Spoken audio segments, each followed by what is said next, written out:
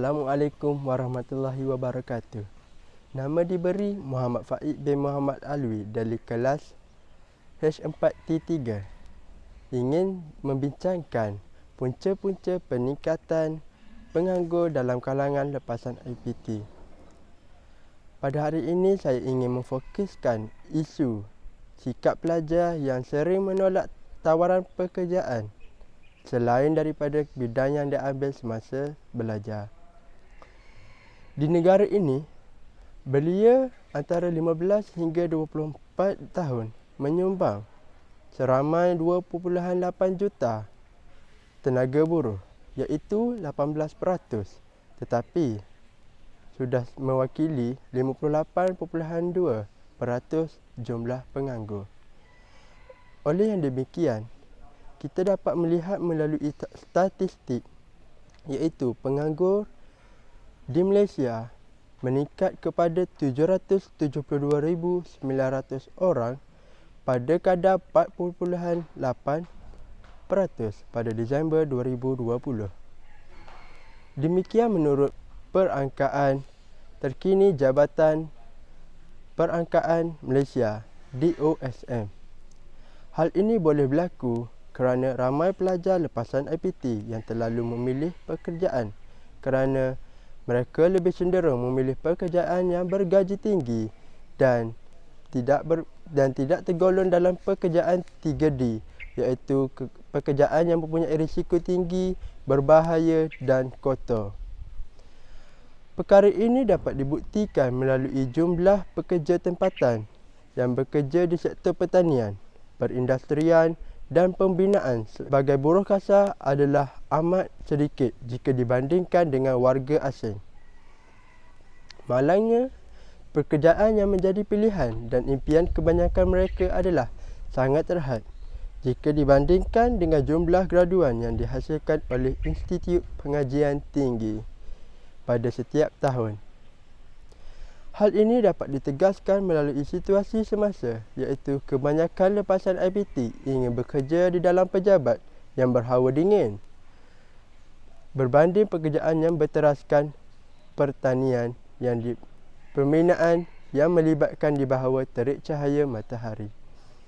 Oleh dengan itu, sikap memilih pekerjaan dalam khalayak pelajar lepasan IPT dapat meningkat kadar peratusan penganggur di Malaysia. Sebelum COVID-19, pengangguran belia kekal tinggi dengan 35.6% datang daripada berpendidikan tinggi. Pada masa yang sama, tenaga buruh cenderung kepada golongan pendidikan rendah 70.4%. Oleh itu, terdapat beberapa cara yang menangani punca peningkatan pengangguran di Malaysia. Antara langkah utamanya adalah kita hendaklah memupuk warga lepasan IPT untuk meminati bidang seperti pertanian, pembinaan dan sebagainya melalui pemberian allowance dan kepada petani atau buruh bagi menampung kos sara hidup mereka. Selain itu, pihak kerajaan juga hendaklah melakukan sebuah kempen yang dapat menerakkan semangat pekerja yang melibatkan kekotoran, kesukaran dan justeru pihak kerajaan hendaklah melakukan kursus bagi pelajar lepasan IPT untuk melatih kemahiran mereka dalam bidang tersebut. Sekian daripada saya, terima kasih.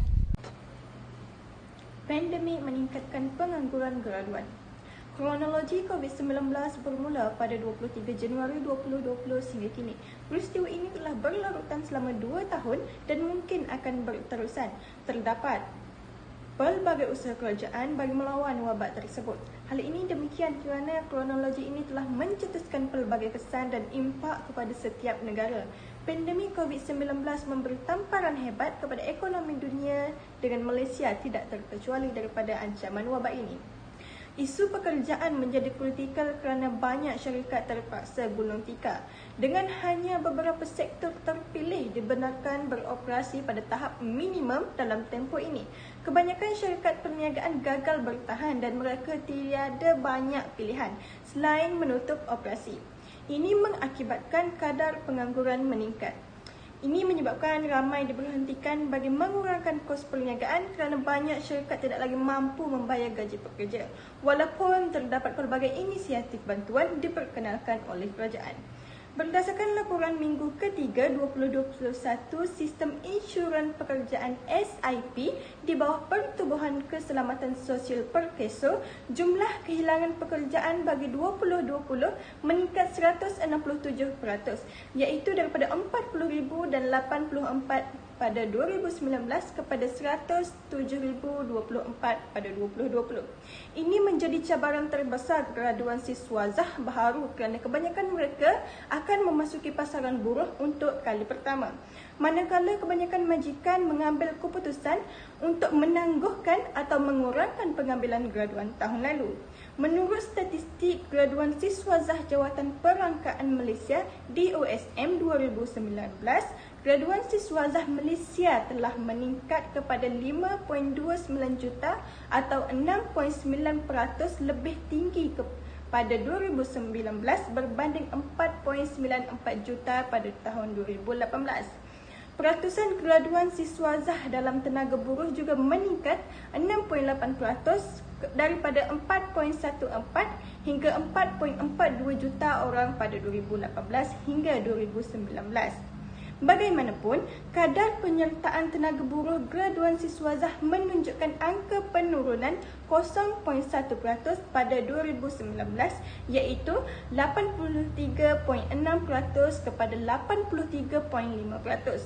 Jumlah penganggur graduan siswazah pada tahun 2019 telah dicatatkan seramai 170,000 dan 300 orang iaitu meningkat sebanyak 5.5% berbanding tahun sebelumnya iaitu 161,000 dan 300. Sementara itu, kajian Institute of Student Employee ISE melaporkan tahap pengambilan pekerja atau pasaran buruh graduan dan pelajar latihan atau penempatan Malaysia turun sebanyak 15% kepada 29% tahun lalu. Dijangka angka penurunan ini akan berlanjutan sehingga tahun berikutnya dengan menyaksikan lebih 30% penurunan mungkin terjadi khususnya bagi pekerjaan graduan siswazah. Kajian ini juga mendapati sebilangan responden merangkumi ketua pegawai eksekutif atau ketua penyelidikan daripada Persatuan Majikan Profesional Kerjaya Kolej atau majikan meramalkan ini akan memberi kesan berkekalan kepada pasaran buruh graduan siswazah Malaysia dan mungkin mengubah sifat kemahiran di jari majikan. Bagaimanapun, menurut laporan Ekonomi Outlet 2021 Kementerian Kewangan secara keseluruhannya kadar pengangguran di negara ini dijangkakan mengalami penurunan kepada 3.5% pada 2021 jika peratusan ini dibandingkan dengan ramalan pada 2020 iaitu 4.2%. Hal ini demikian, peluang pekerjaan telah menjadi terhad dan juga punca kepada peningkatan pengangguran dalam kalangan graduan. Jumlah graduan dilahirkan di institusi pengajian tinggi IPT yang melebihi keperluan tenaga kerja menjadi antara faktor ramai siswazah menganggur.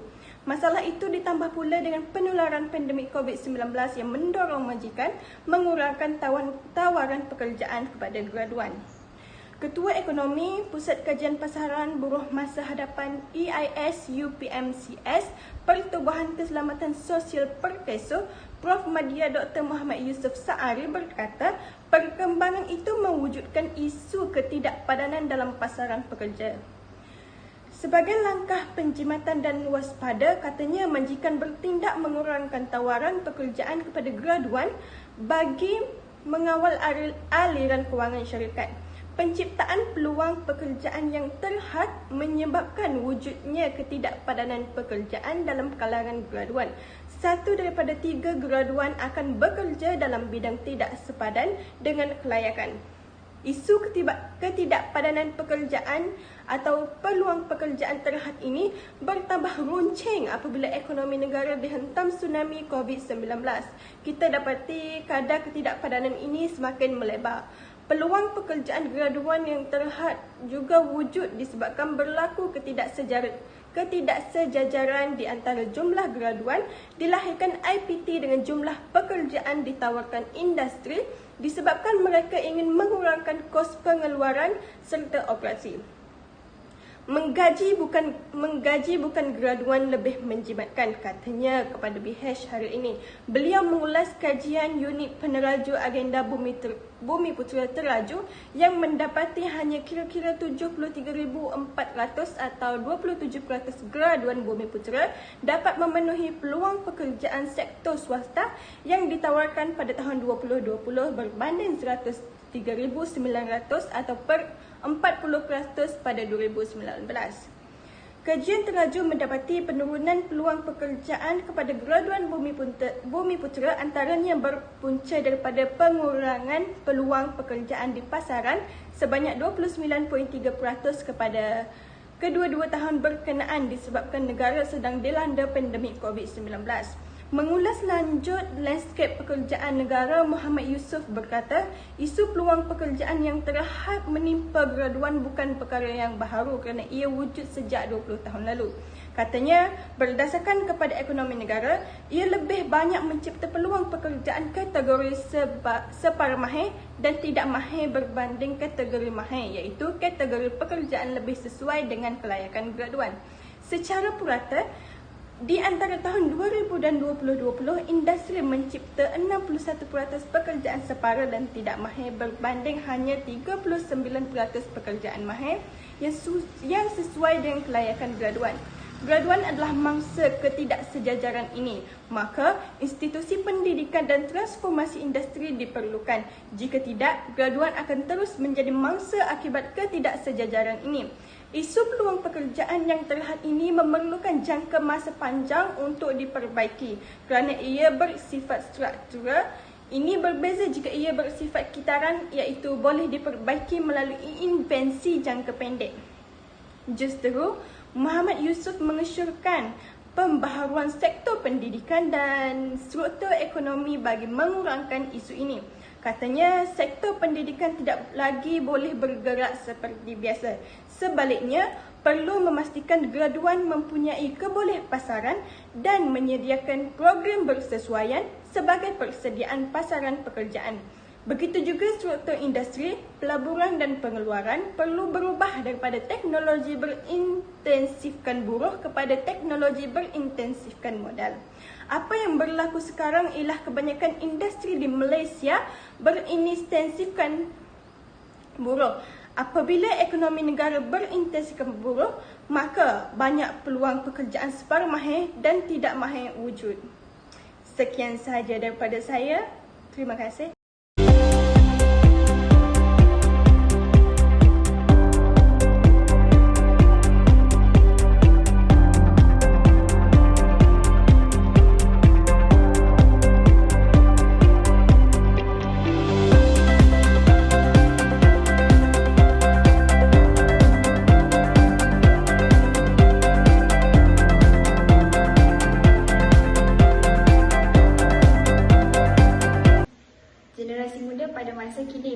Cabaran yang besar dalam memastikan diri mereka mempunyai pekerjaan selepas menerima ijazah dalam bidang yang mereka ambil.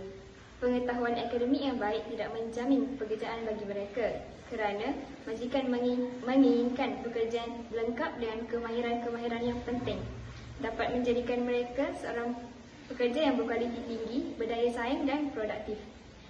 Antara kemahiran penting itu merangkumi kemahiran insaniah yang tinggi seperti kemahiran berkomunikasi dan beberapa kemahiran-kemahiran lain seperti kemahiran berbahasa Inggeris, bekerja secara berpasukan, menyelesaikan masalah dan berfikir secara kritis, serta banyak lagi kemahiran yang lain. Tidak dapat dinafikan bahawa generasi muda pada masa kini dan masa akan datang perlu melengkapkan diri mereka dengan kemahiran-kemahiran yang diinginkan oleh majikan. Sehubungan dengan itu, laporan ini akan membincangkan kriteria-kriteria penting yang diinginkan oleh majikan. Antara kriteria utama yang dititik beratkan oleh majikan ialah kemahiran berkomunikasi. Kemahiran amat penting dalam setiap bidang pekerjaan dan kemahiran ini merupakan kemahiran asas yang wajib ada pada diri seseorang graduan untuk mendapatkan pekerjaan. Proses komunikasi ini boleh berlaku pada bila-bila masa dan tidak dapat dielakkan oleh mana-mana individu. Oleh itu, majikan sangat mementingkan kemahiran berkomunikasi dalam kalangan graduan agar pekerja yang bakal diambil dapat berkomunikasi secara efektif dengan banyak pihak seperti rakan sekerja, pihak atasan atau pelanggan, bergantung kepada bidang pekerjaan yang diseburi. Kemahiran berkomunikasi boleh dibahagikan kepada dua kategori, iaitu kemahiran berkomunikasi secara lisan dan bukan lisan. Contoh kemahiran bukan secara lisan ialah perbincangan dalam kalangan rakan sekerja, majikan dan sebagainya. Manakala contoh berkomunikasi secara bukan lisan ialah gerak badan. Aspek yang dititik beratkan oleh majikan dalam kemahiran berkomunikasi ialah komunikasi secara interpersonal, di mana seseorang individu boleh berinteraksi dengan baik dengan persekitarannya. Selain itu, majikan juga mencari graduan yang mempunyai kemahiran berfikiran secara kritis dan kreatif agar mereka sentiasa produktif dalam kerja mereka dan membantu dalam kejayaan tempat di mana graduan itu bakal diterima bekerja. Kemahiran berfikir secara kritis adalah kemampuan minda seseorang untuk menganalisis kelogikan mengenai sesuatu dan seterusnya membuat pertimbangan berserta alasan dan bukti. Manakala berfikiran secara kreatif adalah kepantasan seseorang dalam menggunakan akalnya untuk menjana idea baru serta mencari makna dan juga untuk menyelesaikan sesuatu secara inovatif. Graduan yang mempunyai kemahiran ini akan berpeluang untuk diterima bekerja kerana mereka boleh diharapkan oleh majikan untuk menyelesaikan masalah atau isu yang timbul dalam sesuatu organisasi, syarikat atau tempat graduan itu akan bekerja nanti. Dalam kata lain, kemahiran ini penting kerana ia amat berguna untuk menangani pelbagai situasi yang bermasalah serta membantu dalam mencari strategi untuk merealisasikan objektif berkaitan dengan bidang tugas seseorang tersebut. Melalui kemahiran ini juga, pelbagai penyelesaian alternatif boleh diaplikasikan terhadap apa jua situasi dalam pekerjaan. Akhir sekali, majikan juga menginginkan sifat kepimpinan dalam diri seseorang graduan. Kemahiran kepimpinan bukan sesuatu bakat, tetapi lahir melalui pembelajaran, pembentukan dan pemupukan. Justru itu, graduan seharusnya merebut setiap peluang untuk belajar dan mengaplikasikan kemahiran kepimpinan dalam diri mereka agar mereka dapat mencari kerja dengan mudah. Majikan memerlukan seseorang yang mempunyai kemahiran kepimpinan kerana kemahiran ini membolehkan seseorang menjadi lebih berwibawa dan bertanggungjawab. Graduan yang memiliki sifat kepimpinan dapat merancang aktiviti, menjadi tempat rujukan, lambang organisasi, model kepada ahli serta dapat membahagikan tugas ahli dengan adil. Tidak dinafikan lagi bahawa kemahiran kepimpinan merupakan elemen yang sangat penting yang harus dimiliki oleh graduan dan bakal graduan.